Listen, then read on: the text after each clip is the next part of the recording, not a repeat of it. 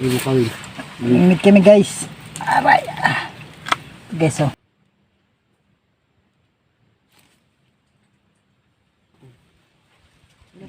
No problem. Bubugos mo. Agoy. Tatuwa ba yung salitang kato?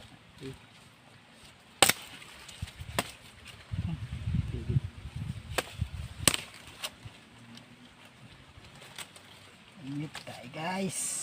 Yan na muna. Habang namimingwit kami guys, may snack tayo guys, saging. Kasama ko siya to. To. Ayos na, di ba? Good yan. Marad.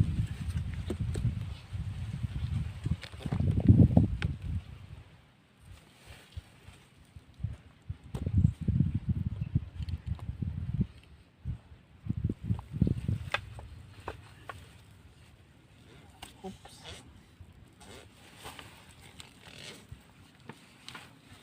Hinuhuli namin dito buaya para wala na dyan.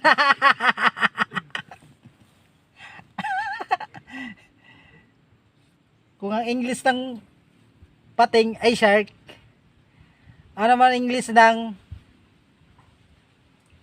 siwit?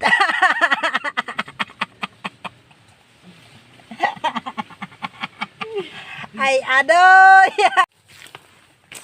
Ito na yung nilagay namin na kawil. Ang tawagin sa amin, tinaan. Taan siya, tinaan. Marami kasi ditong alimusan. Ang tawagin sa amin. Sarap yun. Inihaw.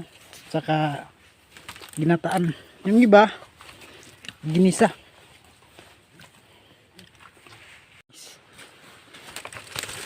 Gawin namin. Lalim.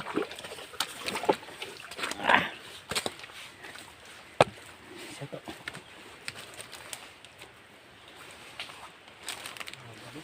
Sabi-sabi sa amin may buwaya daw dito. Nakakatakot.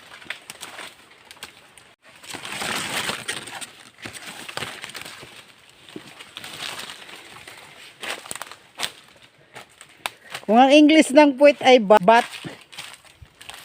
Ba't ang putik dito? Ago!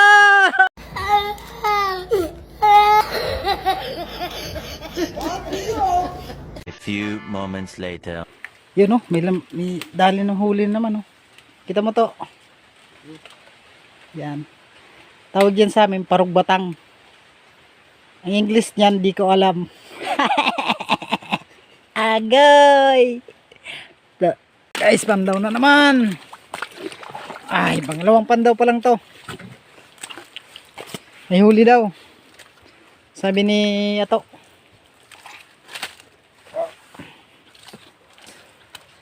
Yan. Kita mo to yung huli. Mahirap kuhanin. May pamain pa guys. Kakawala pa. Sayang, pampaksiw na to guys. Parugbatang. May kumakagat daw.